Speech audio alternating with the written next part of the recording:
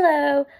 Students have, or EL English learner students have a wide variety of needs that have to be met in a school setting, especially when their home language is a different language than English. One of those needs is social emotional needs, and a way that we can support EL students is providing tools and visual aids to help them express their emotions.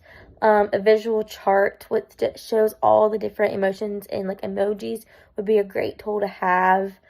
Creating a word wall in the room that has the different emotions on it with like the little emoji pictures beside it for the EL students to use when they're writing. Another great tool that I found recently is a book series called like The Spot, and there's different spots, and it's like the sad spot, the anxiety spot, and those could be great tools, and they come with little stuffed animals for the students to say, oh, this is how I'm feeling, and they just go show the stuffed animal. And then to increase family and guardians like involvement, teachers can make sure they have open communication with the families, which I understand that all teachers that they have their limits. Like, they stop doing emails at like 5 o'clock or whatever. But they need to make sure that they keep on having communication with these families weekly or every other week, just to keep them informed of everything that's going on in the classroom and with their student. I have seen that helps with parents that don't speak English is that there's a Class Dojo app, and that's like a classroom management app, and it allows parents, when they log on, to pick their language. And when messaging on the app, let's say the language they pick is Spanish. If I'm messaging in English, they receive it in Spanish, and the app translates it for you, so they're able to, so there's no miscommunication amongst the teacher and the parent.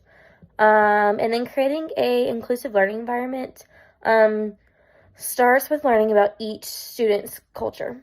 This can be done by sending home a survey at the beginning of the year, and on that, the parents can describe what their culture is, what holidays they celebrate, what holidays they don't celebrate, and the teacher can discuss these holidays in the classroom with the students throughout the year. So, like, if they celebrate Hanukkah, then the teacher can write on the calendar the week of Hanukkah and explain what it is for all the students, so the students are learning about the different cultures inside their classroom as well. And then another way to create the inclusive learning environment is supporting the curriculum with examples of the student's culture within the lesson. They can also have one by the decor that is in the classroom, and make sure that the students' culture is reflected in the decor. That can be done by having student pictures around the classroom that are decorated. My favorite way is when you take a picture of them pointing, and then they're pointing to like an announcement on the board or somewhere else in the classroom. So, yeah.